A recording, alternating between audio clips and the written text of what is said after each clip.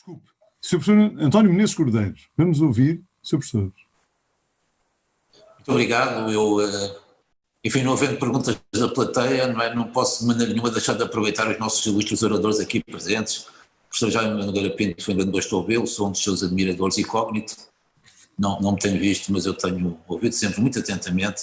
E o Sr. Henrique Neto, também sou um dos seus leitores habituais num dos jornais, que agora não vou citar o nome, para não correr aqui o risco de estar a fazer publicidade a nenhum jornal. Eu ia lançar aqui uma pergunta, enfim, só para ter o gosto de os ouvir, e que é o seguinte: nacionalismo, a pergunta crucial é o seguinte: mas o nosso país, do qual nós tanto gostamos, é viável como país? E sendo viável, o facto de haver um nacionalismo discreto não será a única coisa que nos resta, digamos assim. A Catalunha tem um PIB mais alto do que o nosso, bem podem berrar, mas ninguém os ouve, não são um país. Berlim tem um PIB superior ao nosso, mas Berlim é a Alemanha, não é? Porque Berlim sozinho não vale nada. Aqui fica a pergunta. E agora, do ponto de vista económico, olha, eu estou-lhes a falar de Serpa. Neste momento, aqui na margem esquerda do Guadiana, todas as herdades de jeito já são espanholas. E porquê? Porque as velhas famílias portuguesas possuidoras aqui de terras foram arruinadas pela reforma agrária, tiveram muita dificuldade depois em recuperar, endividaram-se, venderam as suas terras, as terras foram compradas por especuladores que não tinham qualquer tradição aqui no Alentejo e depois, enfim, com as fronteiras abertas é evidente que quem tem dinheiro é quem compra terra, não é? E é impossível competir com os espanhóis, não é? Que com toda a facilidade põem milhões de euros em cima da mesa, quando nós portugueses coitados não conseguimos crédito nenhum. Portanto, aqui fica a pergunta para os dois, se quiserem fazer algum comentário, este vosso admirador, eu agradeço muito. Muito obrigado. Sr. Professor Menezes Cordeiro, fico muito lisonjeado pela sua atenção aos meus escritos e intervenções. Sobre esse ponto, vamos lá ver. Eu acho, enfim, um grande amigo e um grande português que eu tive a sorte de ser próximo, enfim, de ter uma relação bastante boa com ele, foi o professor Borges de Macedo. O professor Borges de Macedo dizia-me sempre que o nosso grande trunfo era sermos uma nação muito antiga.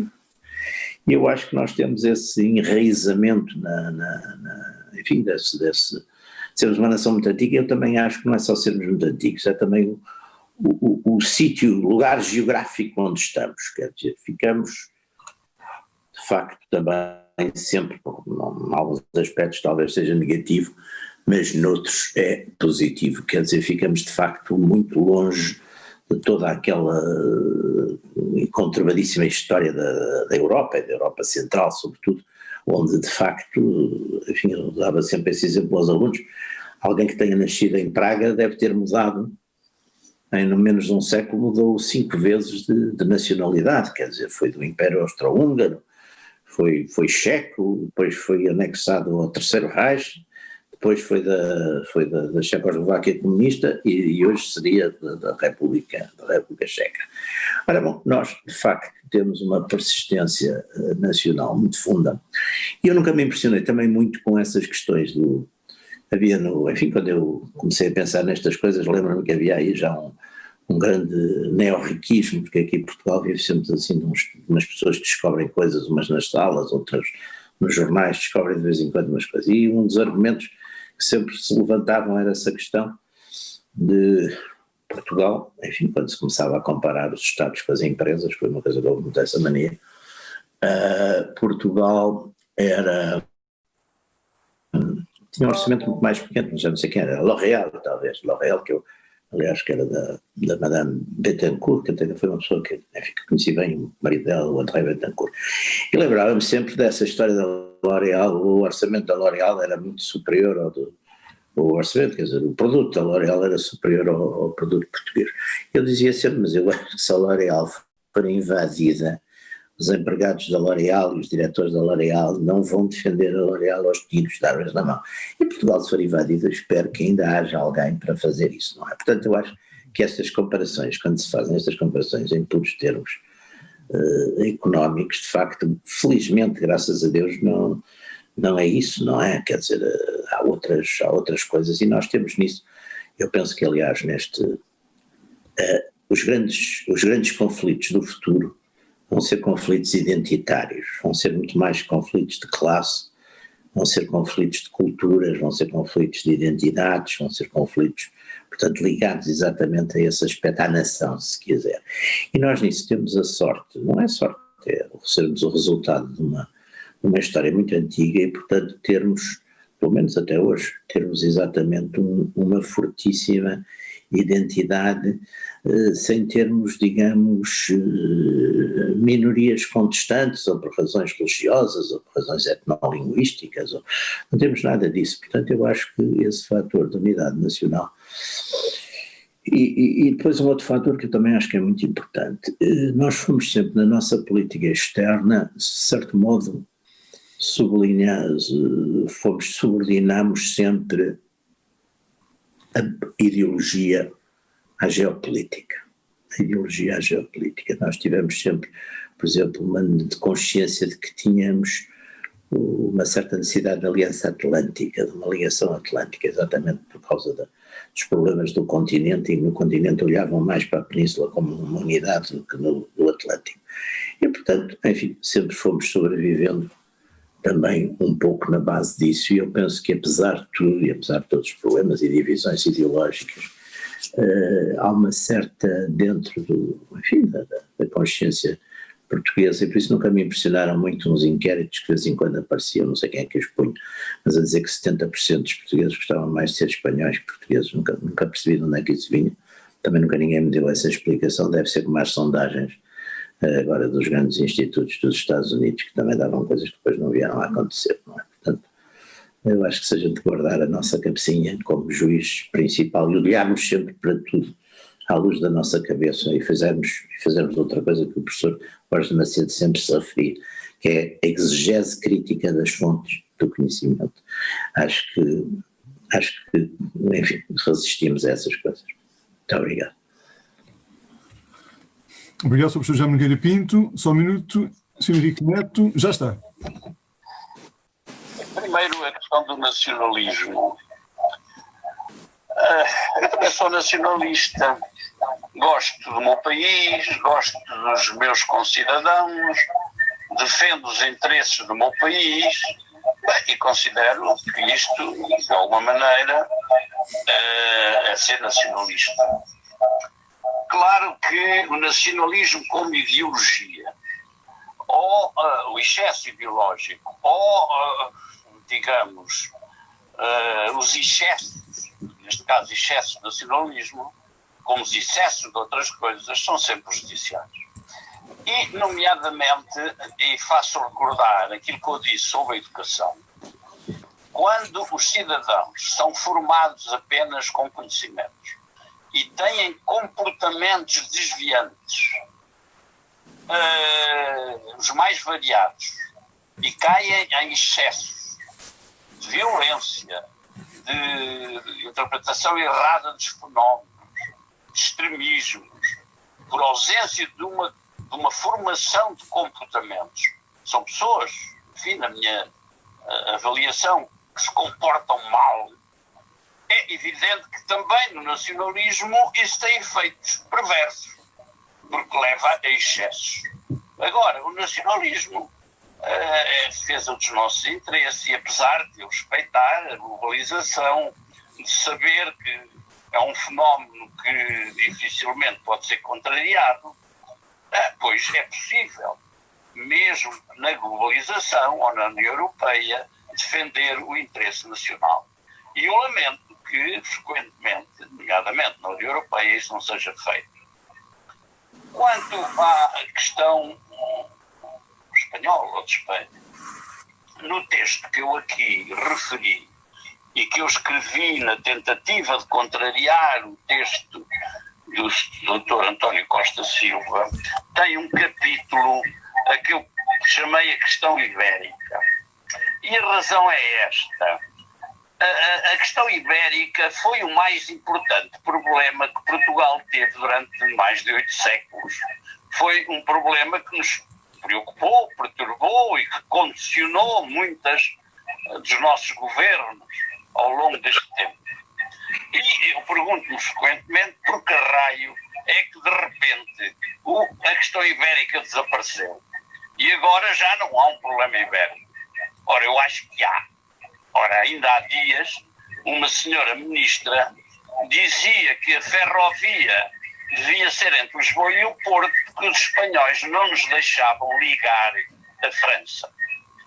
O Ministro das Infraestruturas tem vindo a dizer mais ou menos o mesmo. Ora, isto é um problema ibérico, pois se adicionarmos a energia nuclear, o problema da água e outros problemas, bom, existe uma questão ibérica. Os governos portugueses é que não dão por isso ou não querem dar. É necessário ver também este pequeno ponto em relação à questão ibérica.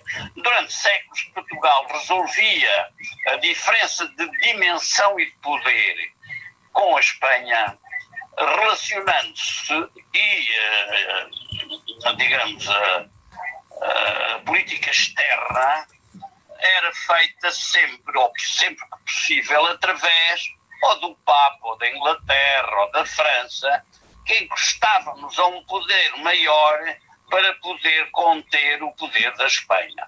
Ora, agora eu pergunto, nomeadamente a essa votada senhora Ministra, agora temos a União Europeia, e reconhecendo que a União Europeia tem uma quantidade de gente competente em Bruxelas e nós temos muito pouca gente e pouca competência,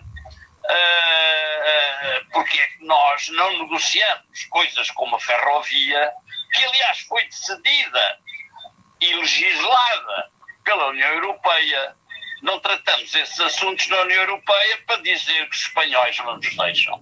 Isto é um absurdo e é uma dependência inexistente, neste caso, de um país estrangeiro que apenas a fraqueza do governo português pode explicar. Obrigado, Sr. Henrique Neto. Obrigado, Sr. Professor Nogueira Pinto. Temos uma pergunta agora, se o Sr. Professor Menezes Cordeiro me permite, de Hugo Pinto da Silva. Vou dar a palavra ao participante Hugo Pinto da Silva. Por favor, pode intervir.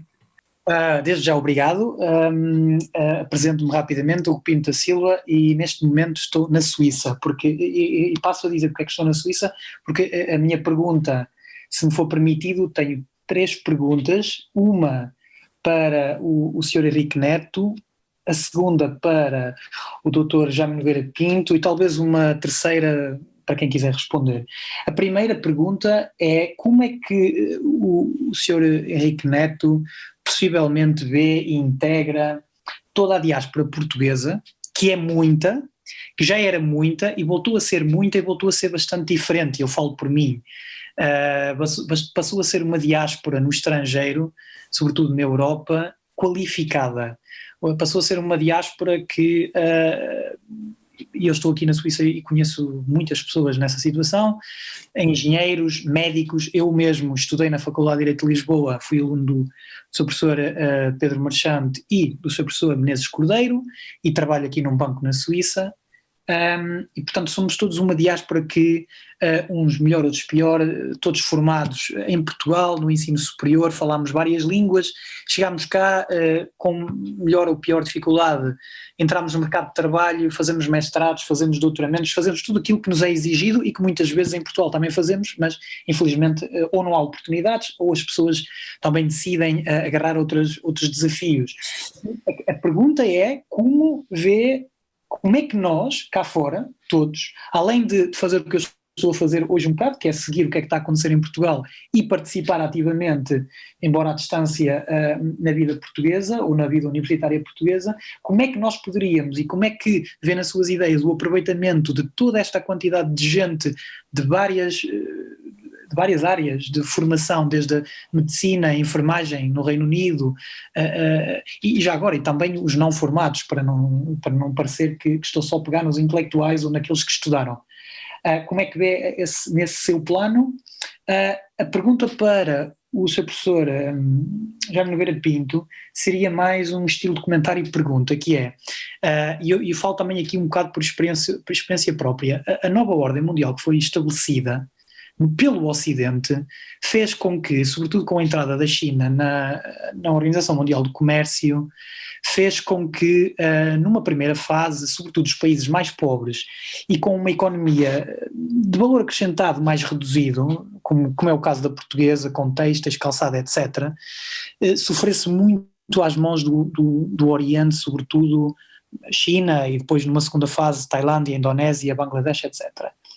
O que estamos a assistir hoje em dia, e eu acho que é fruto dos novos nacionalismos que estão a aparecer na Europa, ou das suspeitas que tenho, e digo isto a título de exemplo pessoal. Eu de 2016 a 2018 trabalhei numa empresa na Alemanha, naquilo que se diz em alemão Mittelstand, que é uma pequena e média empresa, embora uma pequena e média, mas tinha 750 pessoas. E esta empresa dominava completamente o mercado. Esta empresa, uma de Estuarda, e curiosamente, não absolutamente no mesmo ramo, mas cerca de 70%, uma empresa em Sintra, muito boa, dominava o mercado mundial nesta área que era de equipamentos médicos e também industriais. Acontece que a nossa empresa, na altura que eu trabalhava, eu era responsável pelas exportações para a América do Sul desta empresa, decidiu mudar-se para a China. Mudar-se, quando eu digo mudar-se, é entrar no mercado chinês, sendo que toda a produção era completamente feita na Alemanha. Isso aí não houve desmobilização. Basicamente o que fez foi entrar no mercado chinês, abrir lá uma filial e passar também a vender lá os produtos. O que é que aconteceu?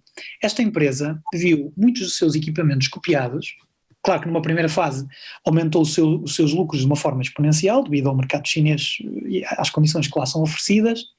Numa segunda fase, muitos dos equipamentos copiados, ações em tribunal de nada resulta. Aliás, quem estuda na Europa, eu recentemente acabei um LLM aqui na Universidade de Zurique e uma das disciplinas era Direito Chinês, Direito dos Negócios Chinês, sabe perfeitamente que a propriedade industrial, se tiver algum problema na China, não vai a lado nenhum, não se consegue resolver. Portanto, isto, o que é que aconteceu? Uma empresa chinesa que supostamente copiou muitos destes produtos, cresceu e tornou-se hoje em dia, 2020, o grande dominador deste mercado, grande rival destas duas empresas alemãs e da portuguesa. E o que é que eu suspeito que vai fazer? Vai fazer com que, já fez em parte, obrigou esta empresa alemã a deslocalizar serviços para outros países de mão de obra mais barata, portanto, em perda para a Alemanha e em perda para a Europa, porque foi para fora da Europa. E eu tenho, por experiência de vida e profissional também de contacto com a Baviera, muitas pequenas e médias empresas alemãs na Baviera, que é um dos maiores polos industriais da Alemanha, a sofrer diariamente com esta situação. E isto é que me parece que está a provocar, não só, mas diria que sobretudo, as ondas de nacionalismo que se estão a ver na Alemanha e sobretudo também na França. E a minha pergunta, depois de me alongar aqui tanto em comentários, para o doutor, para o professor Jaime Nogueira Pinto, seria se os nacionalismos que estão agora a acontecer são muito são os nacionalismos reacionários a estas situações, quase como defesa, ou se são aqueles velhos nacionalismos escondidos que estão a voltar a aparecer na Europa, sendo que, inclusive, há um autor alemão, que agora não me recordo o nome, que diz que a desnazificação não foi feita e que todos os alemães continuam a ter, bem, se calhar uma afirmação um bocado arrojada, mas continuam a ter o seu bebé nazi na barriga, tentando traduzir para português. Obrigado. Obrigado, Dr. Pinto Silva. Quem pretende responder em primeiro lugar? Professor Jaime Nogueira Pinto, Sr. Henrique Neto, mandem. Talvez pela idade. A idade é um posto. Mande, Sr. Henrique Neto. É um diálogo de surdos há anos e anos. A diáspora portuguesa tem portugueses com enorme qualidade. Nas mais variadas, nos bancos, nas empresas, nas universidades. Ora, esses portugueses que gostam de Portugal, não tenho dúvida sobre isso, que sonham voltar a Portugal, muitos deles, poderiam ser um incentivo muito grande ao processo de desenvolvimento do país. Só que os governos, na sua autossuficiência, por um lado, e na sua impreparação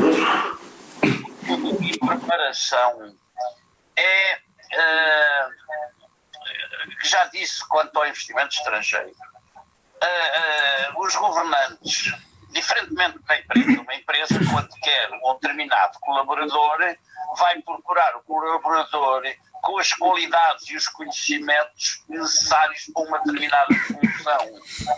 Ora, nos governos isso não acontece. Bastaria olhar para o secretário de Estado da Atração de Investimento Estrangeiro para perceber que se ele aparecer a um grande empresário internacional, não consegue falar com ele, porque não tem a cultura empresarial desse outro empresário. E, portanto, é inútil no trabalho. E isso acontece também com os secretários de Estado e as pessoas, e até com as universidades, nas relações com a diáspora portuguesa.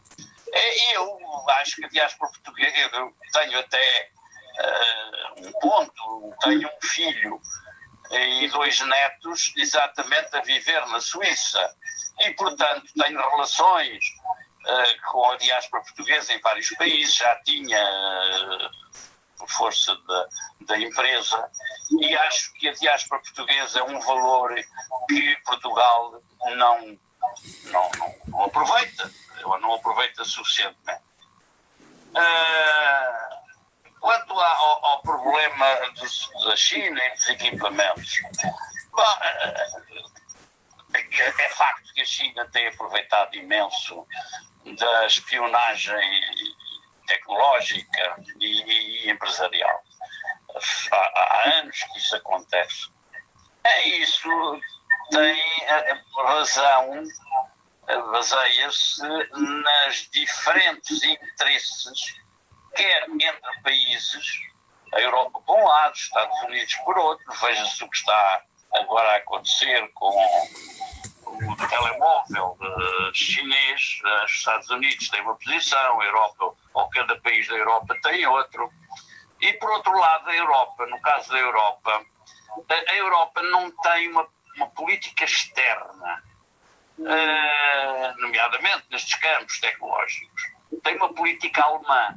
Quando a China faz algo, por exemplo, tinha painéis solares muito competitivos, com preços baixíssimos. Ora, a Alemanha adiantou-se imediatamente e fez um acordo com os chineses para fixar o preço da exportação dos painéis solares chineses para a Europa. Claro que não fez um acordo com o calçado ou com a confecção, porque isso os alemães já acharam que isso já não existe na Europa. Por acaso existe em Portugal e com uma certa importância económica. Ou seja, a China faz o que deve fazer e nós não fazemos aquilo que devemos e podemos, nós, ocidentais, não fazemos o que podemos e devíamos fazer. Mas isso não é culpa dos chineses, é nosso. Obrigado. Obrigado, Sr. Henrique Neto. Sr. Professor Jaime Nogueira Pinto. Ora, sim senhor.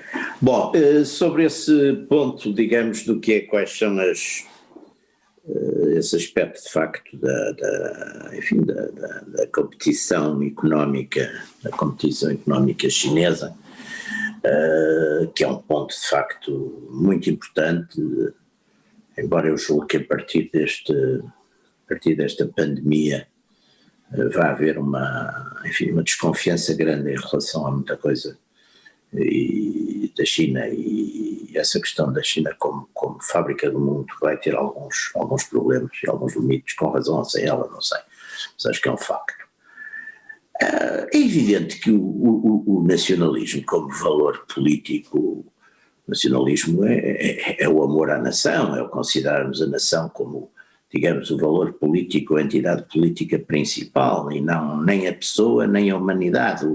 O Fernando Pessoa, aliás, tinha um texto muito interessante sobre isso, quer dizer, tem uma passagem que mais ou menos diz isso: a minha aldeia, o meu pequeno é uma coisa pequena, a humanidade é uma coisa muito grande, a nação é o intermédio, é o valor intermédio, é aquele para onde eu chego à humanidade, chego através da nação, quer dizer, o universal, chegamos ao universal através do nacional muito mais depressa que através do individual, qualquer coisa desse tipo. Ora bem, é evidente que esses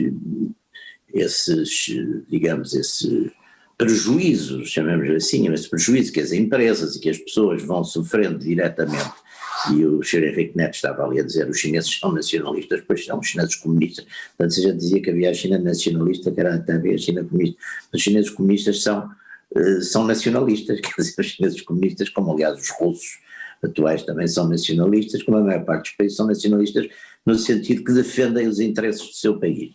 E às vezes nós não defendemos, quer dizer, temos outras preocupações e outras agendas. Mas não há dúvida que portanto, o nacionalismo é o mesmo, quer dizer, o nacionalismo é o colocarmos, o acharmos que os nossos valores de liberdade, os nossos vários valores importantes, liberdade de religião, de convicção, etc., tudo isso se defende no nível nacional, é o que nos defende, é o que nos protege. E esse nacionalismo é sempre o mesmo. Agora, é evidente que as circunstâncias históricas, se a gente for fazer exatamente a resenha da história europeia nos últimos 100 anos, quer dizer, o nacionalismo torna-se mais expresso ou mais popular num certo sentido, até quando a nação ou quando os interesses nacionais são postos em causa. E os interesses nacionais também, no fundo, são definidos também pelos interesses das pessoas, das empresas. É evidente que se os prejuízos trazidos pela competição de uma economia de qual nós não estamos protegidos devidamente atingem as pessoas, enfim, querem exatamente ser defendidas através de uma certa identidade nacional. Aliás, é curioso, como um reflexo desta questão da pandemia, é curioso a gente ver outra vez aparecer um determinado número de medidas que exatamente buscam, pelo menos em matérias como a saúde e a alimentação, uma certa proximidade e uma certa confiança de origem, não é? Porque, como as pessoas viram também, por exemplo, processos industriais muito complexos, ou onde as componentes vêm de variadíssimos sítios, não é? Como, por exemplo, às vezes no ramo automóvel ou outro, que também muitas vezes isso pode, enfim, em situações de normalidade funcionam, mas em situações de crise como é a atual, podem ser interrompidos. Portanto, eu penso que isso também, as questões identitárias vão voltar muito à superfície com tudo isto. Não sei se o nacionalsocialismo foi uma expressão, digamos,